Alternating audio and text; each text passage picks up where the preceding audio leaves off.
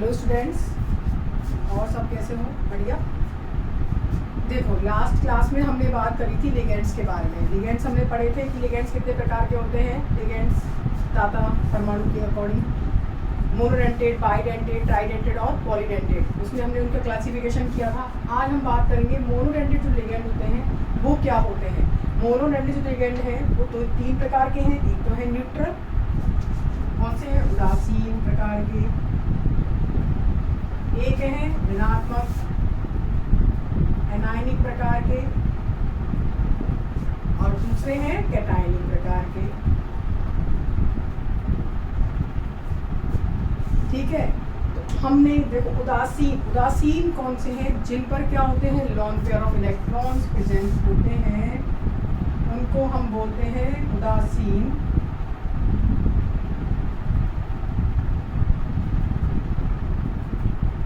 उनको हम बोलते हैं उदासीन। ऋणात्मक किनको बोलते हैं? जिन पे माइनस चार्ज होता है, इन सब पर क्या है? Minus charge. और धनात्मक किनको बोलते हैं? जिन पर क्या होता है? धनायन होता है, प्लस चार्ज होता है। अब हम सबसे पहले बात करें H2O की। तो H2O मतलब एक्वा, हम जानते हैं इसको हम क्या बोलते हैं? एक्वा। अब देखो, इसमें सबसे इम्पोर्टेंट ये बात है, इसमें दो लॉन पेयर ऑफ इलेक्ट्रॉन्स हैं, तो ये बाइडेंटेड होना चाहिए अकॉर्डिंग टू नियम। लेकिन इसमें H2O में दो लॉन पेयर प्रेजेंट होने के बावजूद भी ये मोनोडेंटेड में आता है। क्यों आता है? क्योंकि तुमने कभी देखा H2O एक बार में एक ही इलेक्ट्रॉन अपने देगा। H2O ऑक्सीजन क्या है? हाइड्रोजन। और ऑक्सीजन में ऑक्सीजन की इलेक्ट्रॉन नेगेटिविटी क्या है? ज़्यादा है। तो ये ज़्यादा है, तो ये नहीं चाहता मेरे सारे इलेक्ट्रॉन तुम खाली कर दो। आ रही है बात समझ में? इसीलिए ये किसमें आता है? Monodentate ligand. केवल अपना एक ही लॉन पेयर ये उपसंयोजक बंध बनाने में काम लेता है। दूसरा है NH3, PS3, PME3। सबके नाम लिख सकते हो। Amine, phosphine,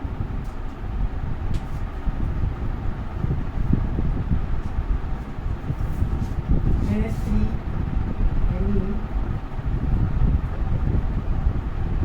phosphine, trimethyl phosphine,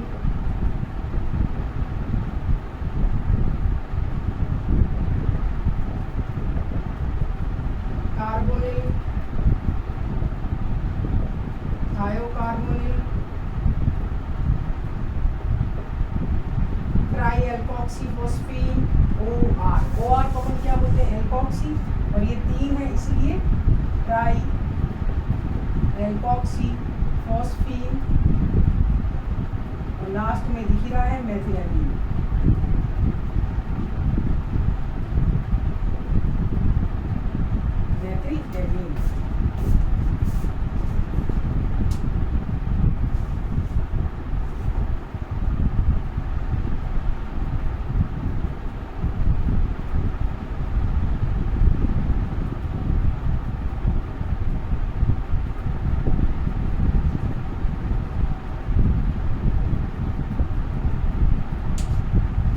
अब हम बात करें ऋणात्मक की। तो ऋणात्मक में सबसे पहले हम बात कर रहे हैं, सबसे पहले बात कर रहे हैं हैलोजन्स की। तो हैलोजन्स में कौन कौन से आ सकते हैं? F-, Cl- और ये Br-। इनको अपन क्या बोलते हैं? हेलो। जैसे फ्लोरो, क्लोरो, ब्रोमो इत्यादि, या हेलाइडो। क्या बोलते हैं इनको? हेलो या हेलाइडो। हेलो या हेलाइडो। जैसे F- होगा तो उसको फ्लोरो, Cl- को क्लोरो, Br- को ब्रोमो इत्यादि। नेक्स्ट है H- मतलब हाइड्राइडो, NH2- मतलब एमिडो,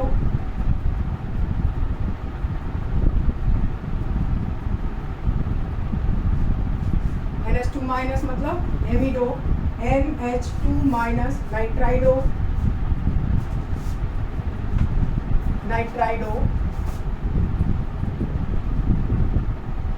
इमिडो,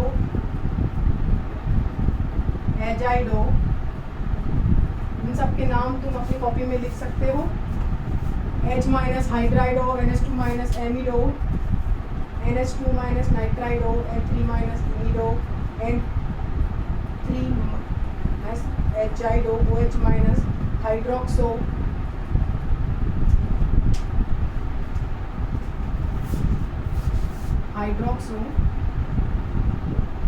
और O minus oxo, O2 minus 2 पर ऑक्सो, और इसको बोलते हैं सुपर ऑक्सो। देखो N3H एजाइड में पड़े हैं ऑर्गेनिक केमिस्ट्री में, ठीक है। ये N3 माइनस 1 चार्ज है, और ये क्या है, इसमें 3 माइनस चार्ज है। इनको क्या बोलते हैं, इमिडो, और इसको क्या बोलते हैं, एजाइडो। OH minus hydroxo, O minus 2 इस ऑक्सो, O माइनस 2 को क्या बोलते हैं, oxo. O2 minus 2, O2 minus 2 को क्या बोलते हैं, परऑक्सो, और O2 माइनस को बोलते हैं सुपर ऑक्सो। इनको तुम्हें याद रखना है।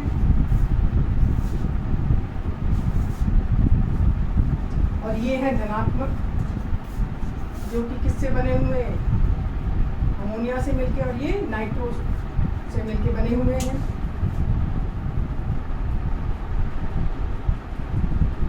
ये हमने बात करी है मोनोडेंटेड लिगेंड की। इसका तुम स्क्रीनशॉट लेकर इनके नाम तुम याद रख सकते हो।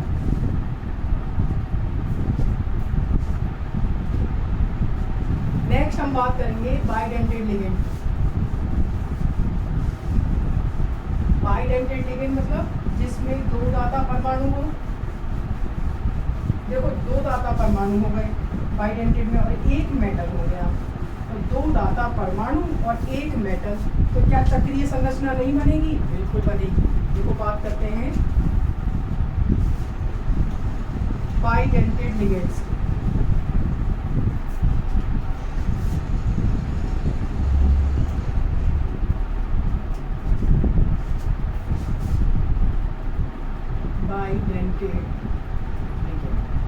बाइडेंटेड लिगेंड बहुत इंपॉर्टेंट है, इंटरेस्टिंग है, क्योंकि इसमें कीलेट रिंग बनती है।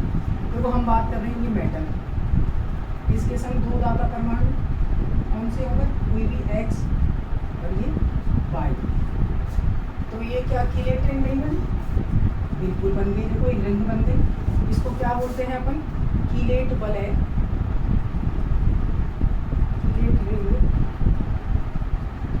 या कीलेट वलय जिसको हिंदी में बोलते हैं, ठीक है।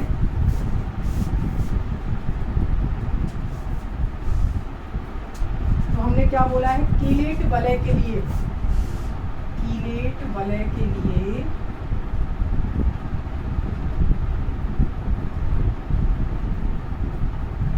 मिनिमम क्या होना चाहिए, लिगेंड को बाइडेंटेड होना चाहिए। मिनिमम लिगेंड को मिनिमम बाइडेंटेड होना चाहिए।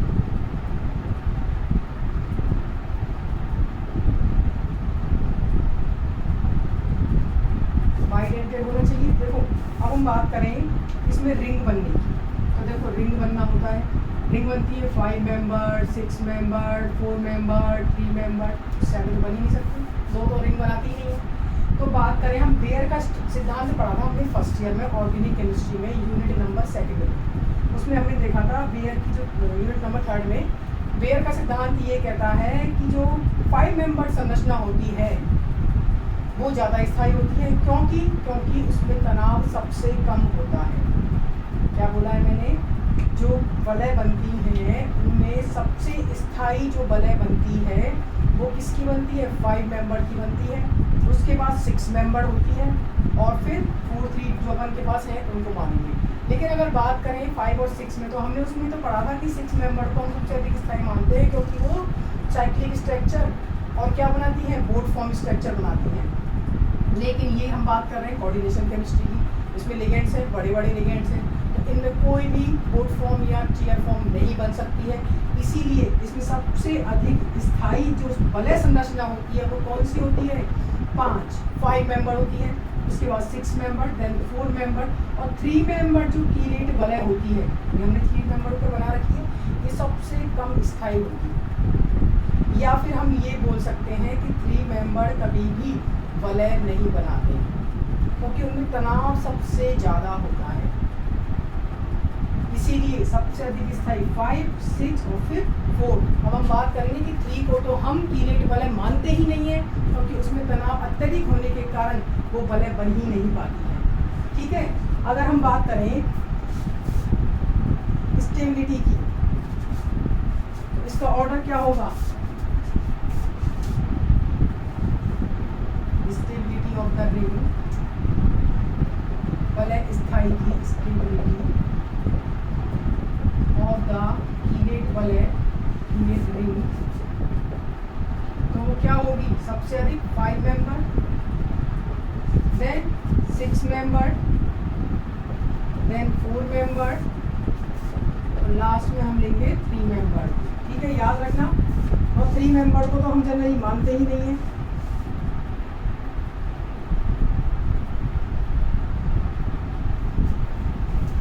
और अगर हम इसको ऐसे लिख दें तो कोई दिक्कत नहीं है।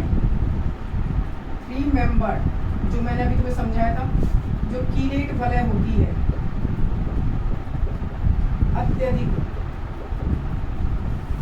तनावपूर्ण संरचना होती है,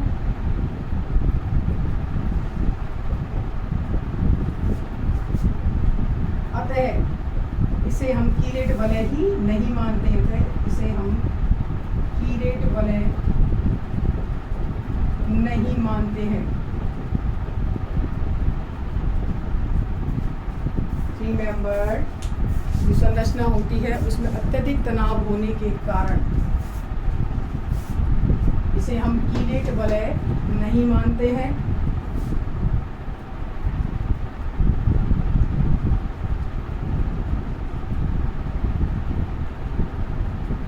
ठीक है, हम बात कर रहे थे डोनर कितने होने चाहिए? इसमें 2 होने चाहिए, डोनर होने चाहिए 2 एटम।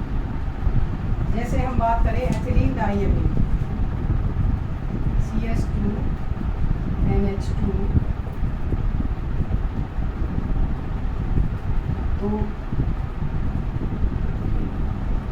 ये मेटल है, मेटल के ऊपर मेटल के रिक्त डी कक्षकों में ये अमोनिया जो इलेक्ट्रॉन्स हैं एमीन के, नाइट्रोजन के जो लोन पेयर हैं वो सहसंयोजक बंध बनाएंगे मेटल के साथ। तो देखो ये कितने मेंबर वलय संरचना है? 1 2 3 4 5। तो इसका मतलब एथिलीन डाइएमीन क्या होती है? एक स्थायी संरचना होती है। एथिलीन डाइएमीन एक स्थायी संरचना होती है।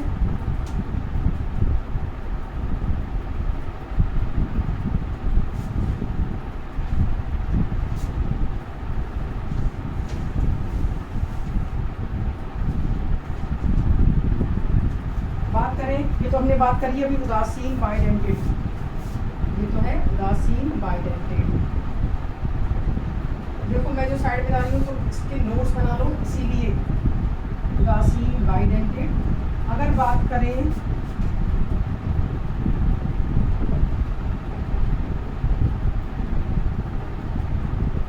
तो ये बताओ ये क्या है? ऑक्सीलिकम COOH, COOH क्या कहलाता है? ऑक्सीलिकम। अब इसमें ये जो ऑक्सीजन माइनस है ये अपने इलेक्ट्रॉन डोनेट करके उपसर्जक बंध बना दें किसके साथ? मेटल के साथ। इस लिगेंड को बोलते हैं ऑक्सीलेटो। और ये क्या है? ऋणात्मक लिगेंड। ये क्या है? ऋणात्मक लिगेंड। कितने मेंबर संरचना है? 1 2 3 4 और ये 5 मेंबर संरचना है जो कि स्थायी संरचना है। अगर हम बात करें ग्लाइसिनेटो की, मतलब ग्लाइसिक अम्ल की, ग्लाइसिन की,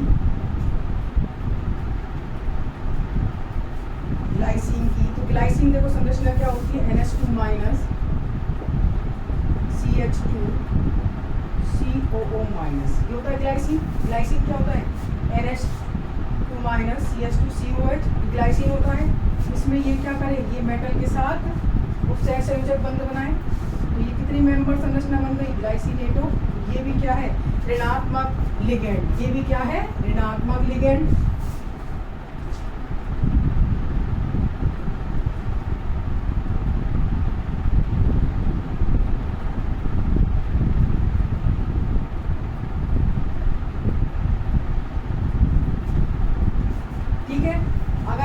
करें, मैं ऊपर से मिटा देती हूँ।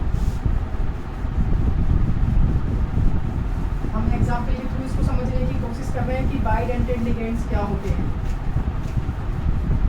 नेक्स्ट अगर हम बात करें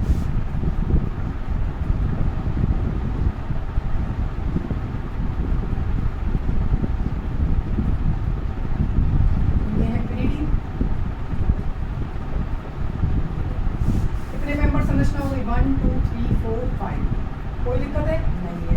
चलो नेक्स्ट हम बात करें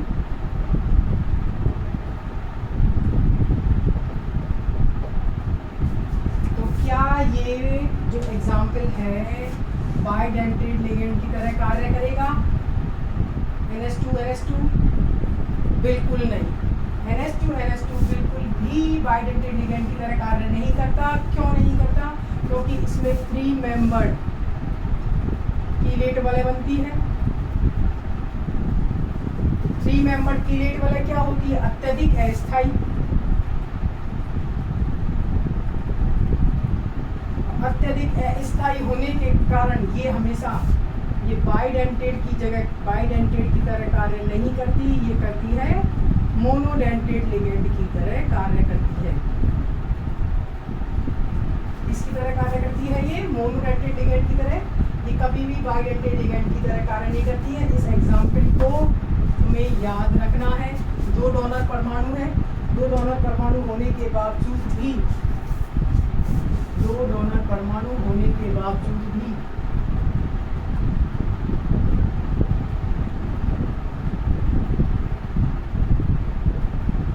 ये 3 मेंबर पर है, ये बाइडेंटेड की तरह कार्य नहीं करती। ये किसकी तरह कार्य करती है? मोनोडेंटेड की तरह। चलो एक और एग्जाम्पल दें। अब तुम इसको समझना और बताना कि किसकी तरह कार्य करेगी।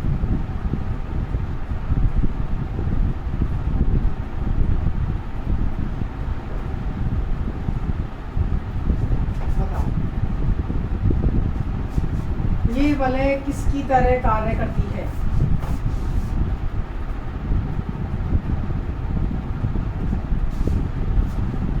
मोनोडेंटेड की जगह बाइडेंटेड की तरह किसकी तरह कार्य करती है? बहुत इंपॉर्टेंट एग्जाम्पल है ये।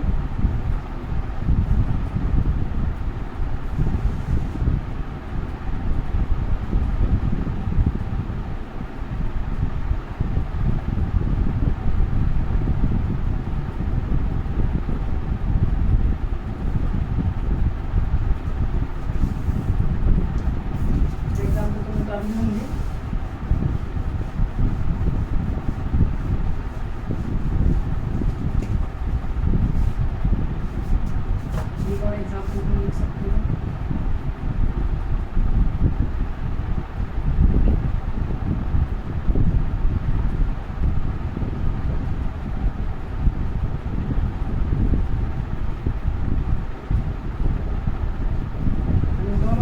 बात कर रहे हैं ये दोनों संरचनाएं किसी तरह कार्य करती हैं। तो देखो इसकी बात करते हैं। कितने मेंबर है? सबसे पहले 1 2 3 4 5 और 6। ठीक है 6 मेंबर है। तो देखो क्या हो गया? अनस्टेबल हो गई, अस्थायी है। ठीक है। दूसरा पॉइंट देखो क्या है? सिमेट्रिकल है क्या? इसमें कोई सममिति नहीं है। इधर की डायरेक्ट इससे जुड़ा हुआ, उधर की उधर थोड़ी सी सरक के नाइट्रोजन से जुड़ा हुआ है। तो क्या ये सिमेट्रिक सममिति है इसमें? नहीं है। तो ये सिमेट्रिकल ही नहीं होता, इसमें कोई सिमेट्री नहीं होती। इसीलिए ये किसकी तरह? हाईली। तो इसमें क्या होता है? सिमेट्रिक नहीं है तो क्या होता है? तनाव रहता है, अत्यधिक तनाव होता है इसमें। तो किसकी तरह कार्य करती है? ये मोनोडेंटेड की तरह। ध्यान रखना 2 दाता परमाणु होने के बावजूद भी किसकी तरह कार्य कर रही है? ये मोनोडेंटेड की तरह। इसकी बात करें 1 2 3 4 5 है। तो इसमें देखो सममिति भी है, डायरेक्ट जुड़े हुए हैं, बिल्कुल सिमेट्रिक है, सममिति है इसमें। और ये 2 दाता परमाणु है, इसमें किसकी तरह कार्य करेगी? बाइडेंटेड की तरह। ये हमने बात करी है बाइडेंटेड लिगेंड की।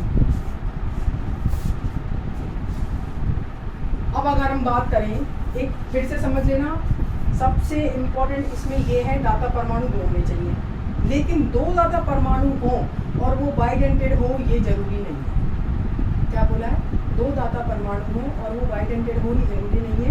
उसमें पहले तुम्हें बहुत सारी चीज़ें देखनी पड़ेंगी, जैसे हमने एग्जाम्पल देखे थे, दोबारा देखा है क्या इसमें सबमिटी है, नहीं बिल्कुल सिमेट्रिक नहीं है। तो सिमेट्रिक नहीं है तो इसमें क्या होगा, स्टेरिक हिंड्रेंस होगी, अत्यधिक तनाव होगा, क्या होगी इसमें बहुत ज़्यादा एलिंग में तनाव होगा। इस कीलेट जो वलय बनेगी इसमें क्या होगा, तनाव होगा, इसीलिए स्थायी नहीं रहेगी। कीलेट वलय अत्यधिक अस्थायी होने के कारण ये किसकी तरह कार्य कर रही है, मोनोडेंटेट की तरह। हम बात कर रहे थे इस एग्जाम्पल की, देखो इस एग्जाम्पल में 3 मेंबर कीलेट वलय बन रही है और हम जानते हैं 3 मेंबर कीलेट वलय क्या होती है, अस्थायी होती है।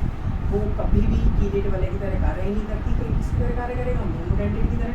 ये तो 5 मेंबर है, सममिति भी है, तो किसकी तरह कार्य कर रही है, दो दाता परमाणु है इसमें, तो ये किसकी तरह कार्य कर रही है, बाइडेंटेट की तरह। अब हम बात करेंगे पॉलीडेंटेट, इसको अपन ट्राइडेंटेट या पॉलीडेंटेट बात कर रहे थे। हम नेक्स्ट क्लास में पढ़ेंगे EDTA के बारे में, एथिलीन डाइएमीन टेट्रा एसीटेट के बारे में। हम इसमें ethylene diamine tetra acetate, ethylene diamine tri acetate, ethylene diamine di acetate, ठीक है, इन सब के बारे में बात करेंगे नेक्स्ट क्लास में। आज हमने बात करी है मोनो और बाइडेंटेट के बारे में। इनके एग्जाम्पल हैं, इनको अच्छे से समझ लेना। कॉम्पिटिशन एग्जाम अगर तुम देते हो आगे, उसमें भी ये क्वेश्चंस काम आते हैं। Thank you.